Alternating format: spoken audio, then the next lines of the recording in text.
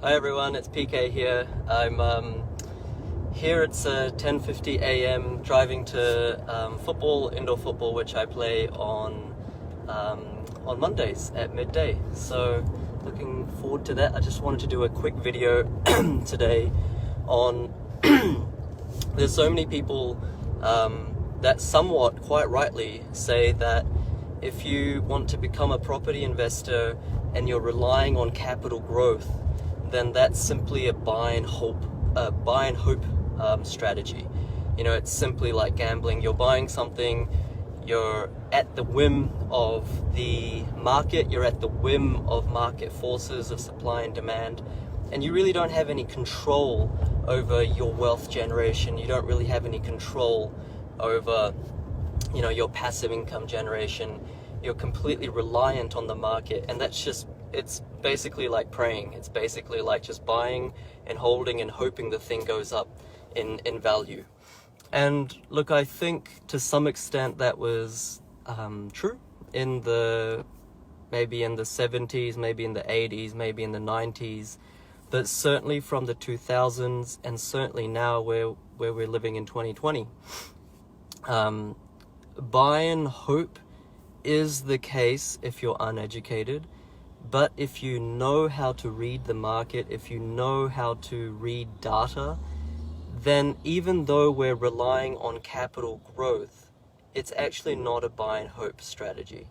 Okay, it's actually a strategy that does work. It is still a legitimate way to get ahead for yourself, for your family. It is a way that the average person, while still working a 9-to-5 job, can actually increase their net wealth, can actually increase their passive income without having to do, you know, really tiresome or more complicated or more active strategies like subdivision, structural renovations, splitter blocks, you know, large-scale land subdivision, whatever the case may be. All those more active strategies are not bad. In fact, they're really, really great. But the thing is that for the average person, for the average mum or dad that has, you know, 2 jobs and kids to look after, and sorry about that, and like, you know, you have to take your kids to sports and everything like that, it's not a strategy that is very easy to do, right? Because it's active, it's not passive. You actually need to do work on the weekends and things like that. So the main point of this video is really to say that buy and hope is not really buy and hope. If you know how to read the data, if you actually know stats and ratios and equations like online search interest ratio, average vendor discounting, stock on market, developable land supply, average building approvals, rental growth rate, you know, not just simply things like vacancy or capital growth. If you understand all these things, you know, job advertisements at the SA3 level, at the suburb level, if you understand how to read the data, then it's not a case of buy and hope. Yes, we are relying on capital growth because we don't have any time to do renovations. We don't have any time to do structural renovations or subdivisions, but we can still make a lot of money through capital growth. And it's not a case of just saying, look, let me just buy anywhere and look, hopefully the market goes up. That is a buy and hope strategy.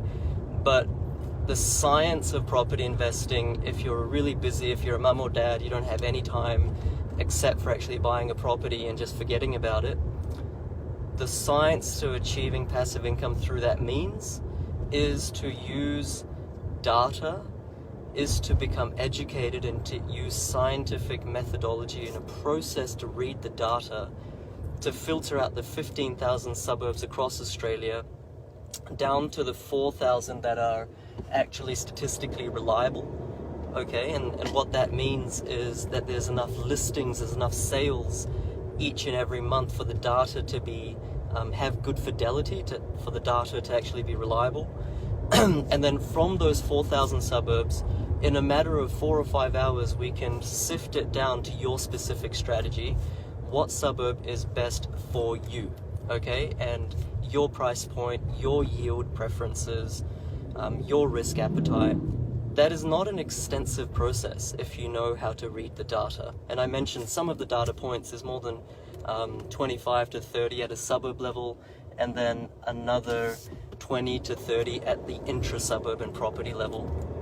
If you know how to read this data, you don't have to spend hours and hours and hours and hours on realestate.com. In fact, we don't even touch realestate.com when it comes to suburb selection. That website is not really useful when it comes to suburb selection.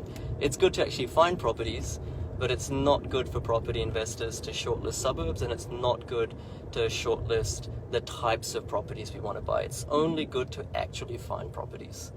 Okay, so I just wanted to leave you with that, because if you're sort of someone that does want to generate a passive income but has been put off property investing because you're hearing all these people saying, oh look, that's a buy and hope strategy, maybe it goes up, maybe it doesn't, who knows.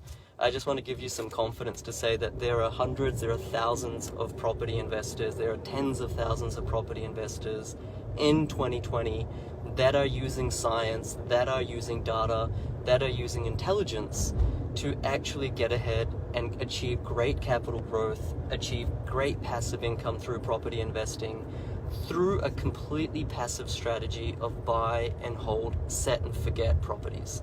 Okay? Of course, active strategies are always going to be more lucrative. That's the nature of solving a problem for someone.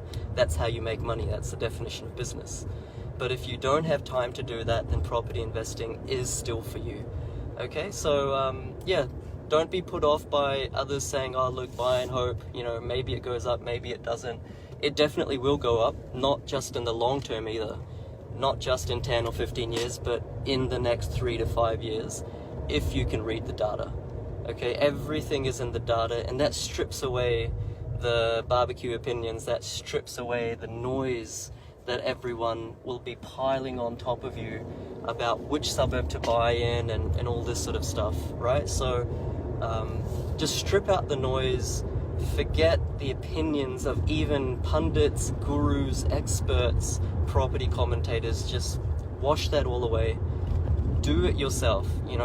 DIY is the best way to do property investing if you want to accrue a portfolio, if you're passionate about property, and if, like I said earlier, you don't want to waste tens of hours, but rather have about 4 or 5 hours to do the research. Because if you have that sort of time, you can do that research properly, not on realestate.com, but through the right sources of data and things like that. So hopefully that was valuable.